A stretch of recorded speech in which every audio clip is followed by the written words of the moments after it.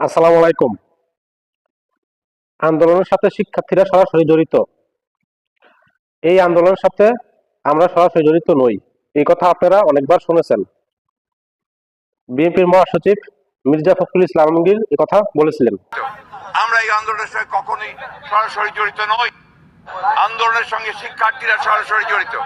আমরা এই আন্দোলনের সঙ্গে কখনোই সরাসরি জড়িত নই। খালেদা জিয়াকে মুক্ত করেছি আমরা, বিএনপি নয়। খালেদা জিয়াকে সসম্মানে ফিরিয়ে এনেছি আমরা, এই তরুণ ছাত্র তরুণরা।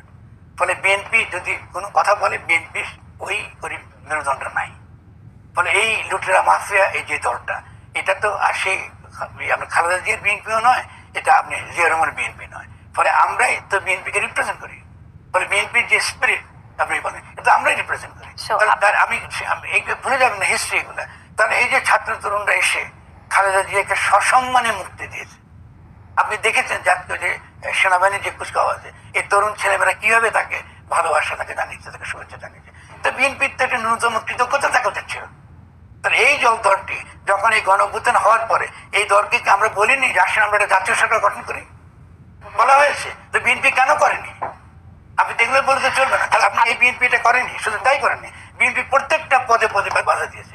বিএনপি এসে সালাউদ্দিন এসে বলতে 3 মাসের মধ্যে আপনি নির্বাচন দিতে হবে, এটাকে ফাতামি, এটা ফাতামি পেয়েছে তারা। আমি 3 মাসের মধ্যে কি করে পাঠাই? এত বড় গণঅভ্যুত্থানের পরে আমাদের কত কিছুর কাজ করা আছে, সেখান থেকে তারা সেই তো তারা বলতে পারতো যে ঠিক আছে আমরা এই যে আজকে যে গঠনতান্ত্রিক যে তর্কটা হচ্ছে, এটা তো বিএনপি নেতৃত্বে হতে পারতো। এটার জন্য কেবল আলাদা কমিশন কথা কাছে নাকি? আমরা তো বলছি আসুন আমরা রিকনসিলিয়েশন এবং রিকনস্ট্রাকশন করি, একটা কাউন্সিল করি। রিকনস্ট্রাকশন কাউন্সিলের মধ্যে বিএনপি থাকুক, জামাত থাকুক, সকলে থাকুক, এবং তারা মন্ত্রণালয়গুলো চলুক। আসলে আমরা মিলে দেশটাকে নতুন করে গঠন করি। তাহলে বিএনপি কেন সেই গঠনতান্ত্রিক প্রক্রিয়ার মধ্যে ঢুকলো না?